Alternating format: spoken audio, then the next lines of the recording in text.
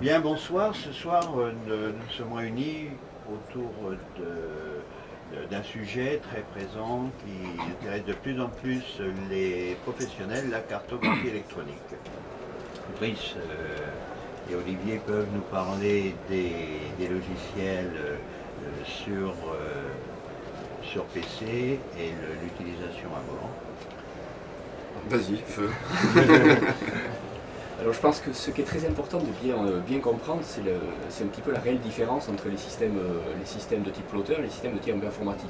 Parce qu'en termes de fonctionnalité, en termes de quel type de cartographie on va utiliser, on va s'en rapprocher, l'un va se rapprocher de l'autre très rapidement.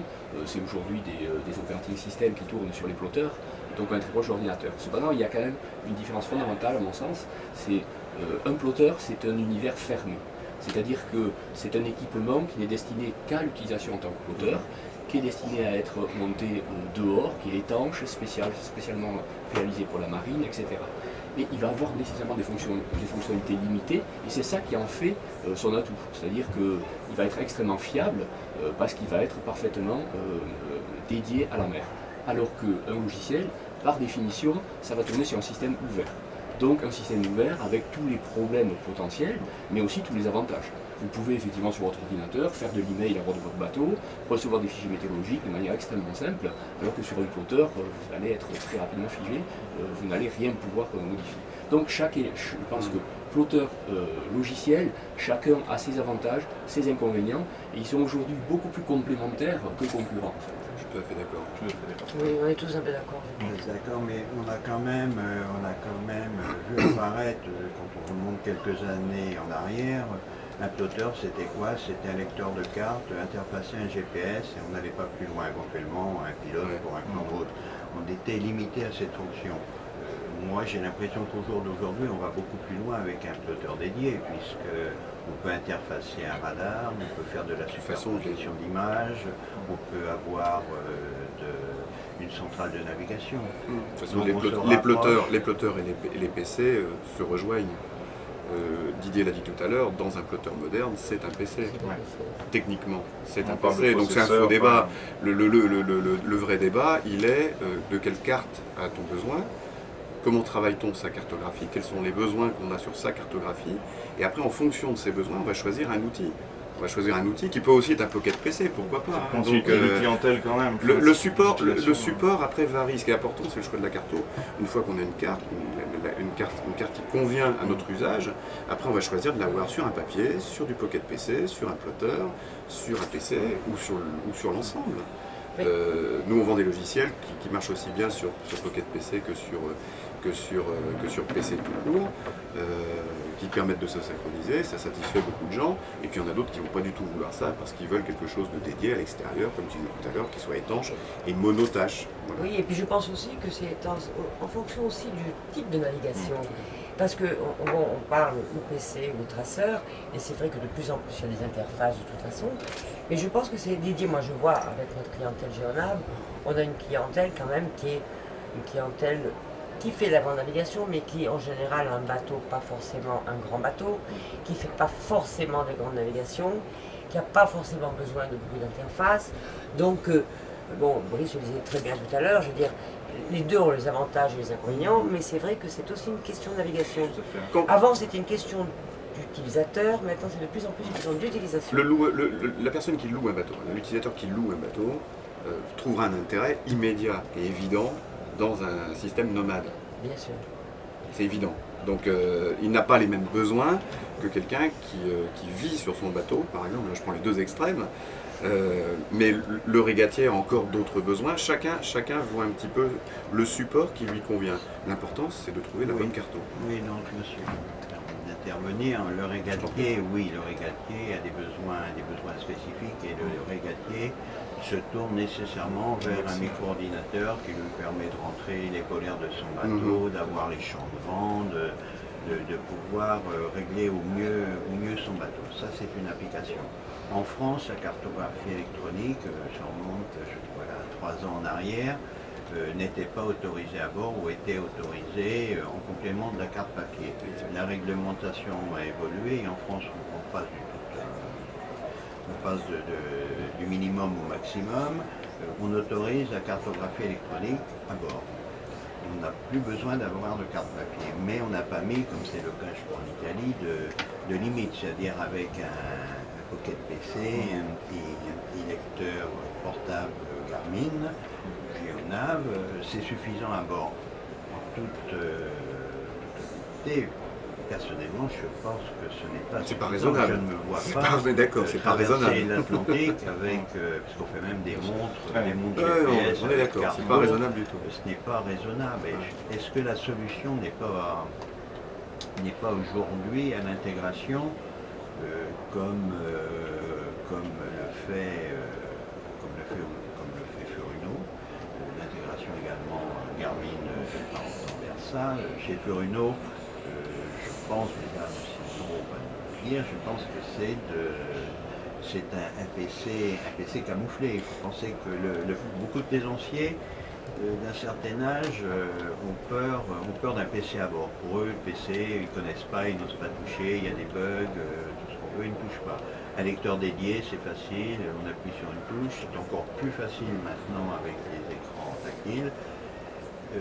Quand on voit le système Furuno Navnet 3, pour un utilisateur qui n'aime pas le PC, il va travailler comme sur un lecteur dédié, avec beaucoup de fonctions, on va en parler. Celui qui aime le PC, je pense qu'on peut brancher un clavier et une souris sur un Navnet 3. C'est tout l'intérêt de la V3. Juste avant ça, je pense qu'aussi un espace de liberté de la personne qui sort la journée, qui veut oublier ses problèmes, la journée qui part en mer pour une petite partie de pêche, un petit flotteur simple convient tout à fait. Il oublie son monde, c'est un espace d'évasion. Donc faut pas. Maintenant, c'est vrai qu'on prend sur le parle de la V3, c'est magique parce que vous avez à la fois un écran, vous dites j'aime l'informatique, j'ai un port USB, j'utilise ma souris, mon clavier tel que je l'ai au bureau. Et toutes les opérations qu'on peut faire sur un clavier de plotter s'opèrent à partir d'une souris et d'un clavier, ça c'est extraordinaire. Donc j'aime l'informatique, j'aime pas l'informatique, je récupère mes touches habituelles de clavier avec une interface utilisateur qui est assez simple. Et ça, je pense que ça, c'est vraiment l'objectif que doivent avoir tous les fabricants, de pouvoir cibler sur un même produit. À l'écran, est-ce que je suis sur un PC, est-ce que je suis sur un plotter? Celui qui a l'habitude du PC dit oui, je suis sur un PC. Celui qui n'a pas l'habitude, il est sur un lecteur de carte récique. Je pense que là, on a atteint quelque chose qui est plutôt sympathique. Il faut peut-être avoir une approche. Ah, pardon. Pardon. Il faut peut-être aussi avoir une approche marché. Je pense que pour illustrer de manière très simple, il me semble qu'un bateau à moteur qui est ouvert, nécessairement il a besoin d'un plotter étanche, haute brillance, etc. Par contre, il est clair qu'un voilier de croisière à sa table à cartes, pourquoi pas un PC? Parce que le PC lui permettra de faire ses emails, de récupérer sa météo, etc. Donc je pense qu'effectivement, il y a la place pour chacun. Sur un très gros bateau, on va trouver les deux.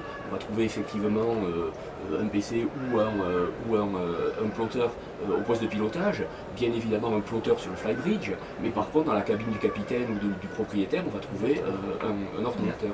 Donc je pense qu'il faut vraiment avoir en tête qu'on est aujourd'hui rentré dans une phase où on n'a plus tellement de concurrence entre plotteurs, si on se limite à cette discussion entre plotteurs et informatique, mais plutôt à une totale complémentarité.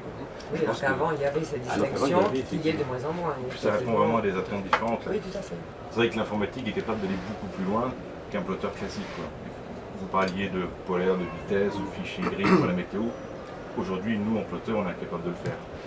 Mais c'est pas la vocation non plus du plotter.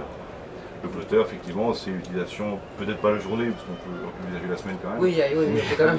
Pour rebondir sur l'aspect complémentaire dont parlait Brice, le bon exemple, c'est la personne qui a sa carte Navionics sur son plotter, sur son bateau, et qui va enlever sa cartouche et la mettre dans son PC à la maison quand il est revenu à Paris et le lire sur un logiciel comme Cipro par exemple, qui est capable effectivement de lire ces cartes-là. Bon, ça c'est un avantage et ça montre bien la complémentarité. On a le plotter fixe, dédié, on met la SD card dedans quand on navigue, et quand on rentre à la maison, on reprend sa SD card, on emmène sa cartographie avec soi. Et je reviens sur le point de départ de tout à l'heure, ce qui est important, c'est d'avoir sa cartographie. Après, le support, c'est pas très grave, ça. Et puis je pense aussi qu'il y a une question de génération. C'est vrai que quand le traceur est né à une époque où, disons, les personnes qui avaient des bateaux n'étaient pas forcément des personnes qui aimaient l'informatique. Ouais. Donc à l'époque où le traceur est né, c'était sous DOS l'informatique. Voilà, c'était sous DOS. Fallait Au être fur et à courageux. mesure de l'évolution du marché et de l'évolution de l'informatique, c'est vrai qu'il y a de plus en plus Et là, on parle beaucoup des supports, mais on parle peu de la cartographie, donc deux types de cartographie. Brice pourra nous en parler, la cartographie raster, qui est une photocopie de la carte officielle, où on a vraiment tous les éléments de la carte, qui est donc très sûre, mais qui a un inconvénient, beaucoup de place mémoire. Ensuite, la cartographie vectorisée Navionics, par exemple, on retrouve également chez Picard. La cartographie vectorisée prend beaucoup moins de place mémoire puisqu'on peut la stocker sur des petites cartouches type appareil photo numérique. Et au jour d'aujourd'hui, la cartographie vectorisée pour moi est de qualité, ce qui n'était pas le cas il y a quelques dizaines d'années ou une quinzaine d'années. La cartographie raster, on était assuré d'avoir la carte, d'avoir le document officiel. La cartographie vectorisée, qui était vectorisée, la vectorisation c'est prendre un certain nombre de points sur la carte et les réunir par des vecteurs, était un petit peu artisanale. Au jour d'aujourd'hui, je pense que la cartographie vectorisée, et là je pense qu'un représentant de cartographie vectorisée peut nous en parler, est proche de la cartographie raster. Et le deuxième point qu'on n'a pas abordé, c'est la couverture. Parce que la couverture est extrêmement importante, donc je pense que vous êtes tous amenés, ou tout au moins pour les micro-ordinateurs, à prendre les deux types de cartographie pour pouvoir couvrir des zones de plus en plus importantes. L'idéal, Donc, c'est Loïc, la vectorisation au jour d'aujourd'hui. Au jour d'aujourd'hui, on va retrouver dans les cartes vectorielles tous les détails, toutes les informations qui existent sur les cartes officielles hydrographiques.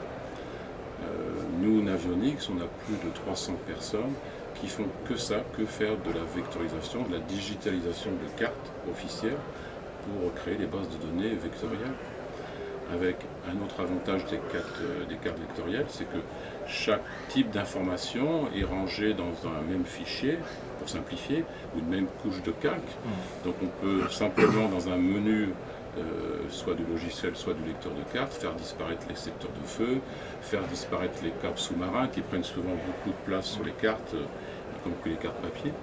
Donc ça, c'est le gros avantage des cartes vectorielles. Au niveau couverture, en Navionics, aujourd'hui, on a une couverture mondiale en cartographie Gold. Et on va couvrir aussi bien le Pacifique que l'Atlantique, l'Océanie. Oui. On peut faire facilement le tour du monde avec 4 ou 5 cartes Navionics Je Gold. pense que Garmin, au jour Pareil, d'aujourd'hui, je pense que je suis tout à fait d'accord avec lui. C'est que la vectorisation, elle a dépassé depuis longtemps maintenant le stade entre guillemets de l'approximation, dans la mesure où on est passé d'une carte à plat qui est maintenant hyper complète, qui a un agrément graphique parce que les zooms c'est assez fluide, on garde une réelle qualité graphique. Et on a été plus loin parce que ce soit en Navionics et en Garmin aussi, on a été capable d'intégrer maintenant du relief sous-marin, c'est ce que vous avez fait, comme nous avons fait aussi.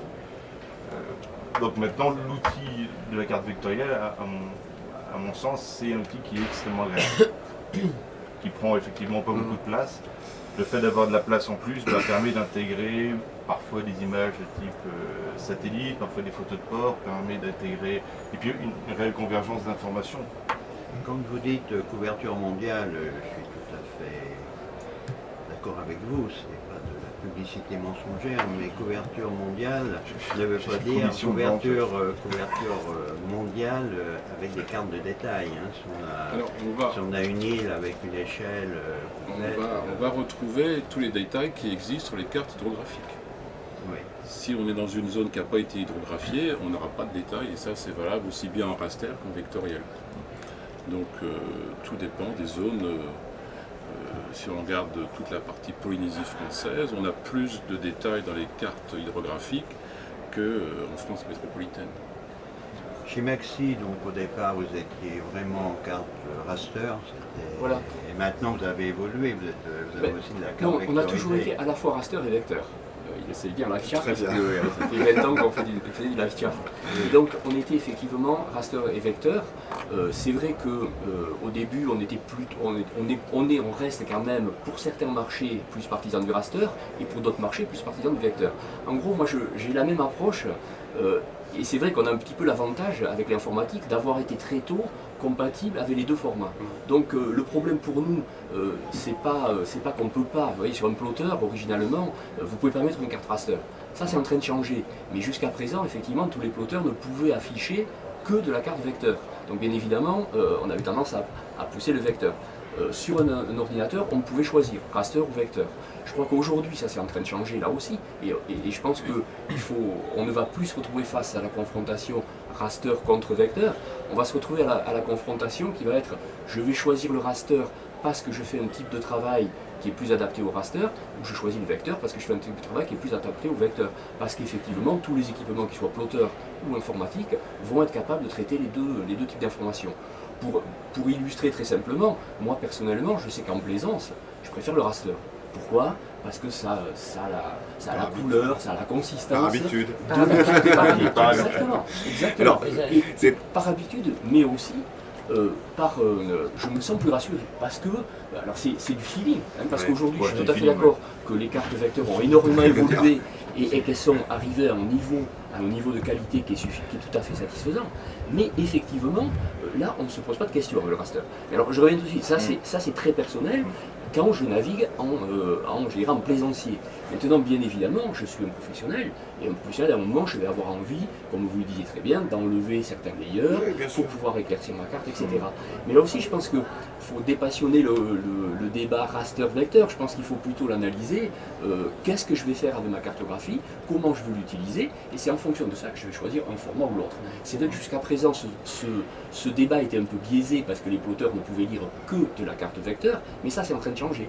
Dans Navnet 3, effectivement, vous pouvez lire aussi bien du vecteur que du raster. L'utilisateur pourra choisir. Il dit, ok, je veux de la cartographie vecteur, je prends la cartographie vecteur. Je préfère la cartographie raster, je prends la cartographie raster. Quand on reprend la Navnet 3, la Navnet 3 qui permet de lire Maxi, la nouvelle génération, Time Zero, cette nouvelle génération Time Zero va très loin. Là, pour vous, c'est un logiciel, c'est une cartographie complètement nouvelle, puisque là, depuis un certain nombre d'années, tous les ans au salon, on avait une nouvelle version, c'était la 10, c'était la 10.1, la 10.2, on était arrivé à la 12.7, je crois. Et puis là, on repart à zéro. On repart à zéro, pourquoi? Parce que la technologie a évolué et bien sûr l'utilisateur demande de s'affranchir de plus en plus de la technique. Le moteur Time Zero, qu'est-ce que c'est? C'est un moteur cartographique sûrement effectivement le plus élaboré au monde aujourd'hui, qui effectivement est capable de mixer du raster, du vecteur, de la bathymétrie, de la photosatellite, et de mixer tout ça de manière native et de manière extrêmement fluide, extrêmement rapide. Mais ça n'est jamais que... Oui, c'est de la technique, c'est ce qui sert à afficher de la cartographie. Ça n'a pas d'influence sur la cartographie elle-même, en fait, ça a juste une influence sur la manière dont on va exploiter cette cartographie. Donc Time Zero, c'est une technologie en fait, très moderne, mais c'est une technologie et que l'on retrouve d'ailleurs aussi bien dans Navnet 3, donc, qui est un pur plotter, qui est un plotter fermé comme tout plotter, ou dans Maxi, qui lui est un logiciel ouvert, donc un pur logiciel. Et la Navnet 3 est un ensemble complet, puisqu'au départ, la Navnet 3, c'est une black box, c'est à l'écran. Dans cette black box, on trouve un disque dur. Sur ce disque dur, il y a le monde entier, je pense, en cartographie, de livrer au départ. Et à partir de là, on peut y connecter un radar, un sondeur, ainsi de suite, et travailler complètement sur un seul écran. Sur un seul écran, on peut avoir deux images radar à des échelles différentes, on peut avoir l'image radar sur la cartographie, ainsi de suite. Donc, Didier, vous, qu'est-ce que vous pensez de cette évolution? Un écran à bord avec toute l'instrumentation ramenée sur un seul écran, un peu ce qu'on peut également faire sur PC, ce qu'on peut également faire sur le nouveau produit Garmin qui vient de sortir. Alors, déjà pour lier ce que dit Brice, ce que je trouve vraiment hallucinant, on parle de Time Zero, c'est bluffant le réalisme qu'on peut avoir, parce qu'on a une carte, on vient de mettre de la photofusion, et donc on voit des immeubles, on a l'impression de piloter un avion, et en tout cas Google Earth, ça serait presque l'équivalent d'un Google Sea. Ce qui est impressionnant là-dedans, c'est que la marine, qui est un tout petit milieu avec un nombre très limité de bateaux, si on part par rapport à l'industrie automobile, c'est qu'on arrive à avoir un niveau de cartographie qui est 10 fois plus belle, plus excitant, que ce qu'on peut trouver dans n'importe quel plotter de voiture, même dans du très haut de gamme, quand vous prenez un véhicule haut de gamme, soit Mercedes ou autre, ou BM, ou peu importe, même si vous mettez 3000 € dans un GPS, jamais vous avez cette cartographie, même avec un coût, même dans la plus belle des cartographies de voiture, n'atteint pas ce qu'on peut trouver en marine. Et ça, c'est quelque chose que je trouve assez exceptionnel et C'est innovateur. vrai, c'est très joli, ça semble plaire aux plaisanciers. Pensez-vous honnêtement que c'est utile? Alors, pour la première fois, c'est utile. Et vraiment, ce que je pèse le mot en disant ça, la première fois que c'est utile, puisque jusqu'à présent, on avait des perspectives 3D, c'était des choses qui étaient plutôt jolies, des photos satellitaires ou autres qu'on venait voir, on disait tiens, effectivement, c'est l'entrée du port, je me positionne là, je compare ce que je vois, alors déjà, si on n'est pas de nuit, bien sûr, avec ce que j'ai à l'écran. Et aujourd'hui, c'est la première fois où on peut naviguer avec une cartographie 3D. Pourquoi une cartographie 3D? C'est que toutes les opérations qu'on faisait, de rentrer un point de route, de tracer sa route, fonctionne à l'écran. Et ça, c'est quelque chose qu'on ne pouvait pas faire. Et puis, il y a des fonctions qui sont sympas.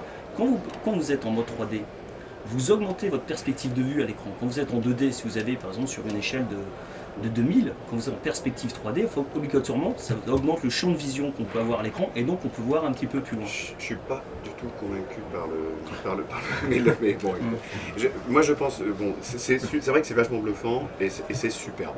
C'est vraiment magnifique. Maintenant, si on se replace en pure utilisation, jusqu'à preuve du contraire, un bateau, ça navigue sur la surface de l'eau et c'est donc sur un plan en 2D, à moins d'être dans un sous-marin. Donc, alors la 3D, ça apporte de la belle cosmétique, ça apporte effectivement quelque chose qui donne envie, mais d'un point de vue purement de sécurité, quand on navigue, on regarde sa position sur son bateau, lire à l'aplomb de sa position ce qu'il y a exactement sur le fond, c'est quand même beaucoup plus facile sur du 2D. Et par exemple, pour faire un petit parallèle, un architecte qui dessine une maison, il va vendre son plan de maison avec une vue 3D, parce qu'effectivement le client va adorer se balader dans les pièces, mais quand il va s'agir de placer les prises, il va revenir sur un plan 2D. Alors, en Oui, non, l'occurrence, moi, il peut je faire voulais ça. ajouter un petit détail, je veux dire, bon, on vend des appareils, on propose sur le marché des appareils, et on vend une partie de l'appareil qui est quand même de la sécurité, c'est vrai, il faut le dire, mais il faut aussi pas trop se leurrer, on vend aussi une partie de rêve et de jouets. On vend du jouet, bien sûr. Je dis toujours, on vend du train électrique, moi. C'est-à-dire, il y a la partie du train électrique qui est de la vraie sécurité, et là-dessus, il ne faut pas plaisanter. Mais après ça, on vend une partie de l'appareil qui est une partie ludique. Donc, on cherche tous, quelque part, à rendre notre produit plus ludique. Et moi, je le dis de toute de la façon, cosmétique. qui s'est acheté un bateau, s'est déjà acheté son jouet, parce qu'il s'est déjà fait plaisir. Et tout ce qu'il rajoute sur son bateau, il y a une partie de sécurité, mais il y a aussi une partie du jouet. Et ça, moi, je le dis toujours à tous les clients. On a vu sur le salon les lecteurs dédiés, ce lecteur Journal, les lecteurs Garmin sont de plus en plus simples à utiliser, utilisent des écrans de haute définition, des cartouches avec des couvertures de cartes importantes. Avant, il fallait acheter 3-4 cartouches pour couvrir la Manche et pour aller dans les angles normands. Maintenant, une seule cartouche, vous faites toutes les côtes de France. Avec la Corse et les Baléares. Donc là, il y a eu une évolution importante et je pense que Navionics, comme Garmin, vous avez, ces 2 ou 3 dernières années, contribué à cette évolution. Donc chez Navionics, on a vu apparaître les nouvelles cartes Platinum, je crois, la nouvelle G2, G3, G2 Vision, voilà. C'était déjà la G3, ce sera pour le salon 2008, donc la G2 Vision. Donc là, vous avez apporté également un plus dans votre cartographie, mais vous allez de temps en temps vous proposer aussi des cartes.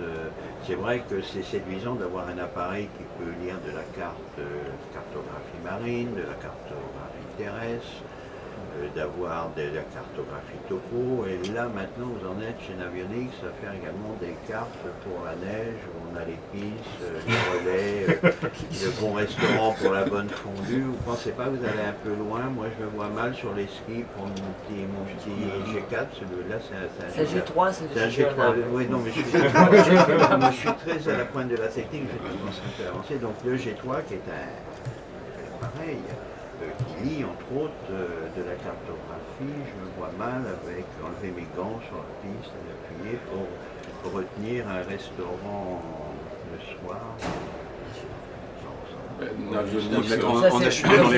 Navionics, comme on l'a dit tout à l'heure, on arrive aujourd'hui en marine à une couverture mondiale, on a toute la cartographie.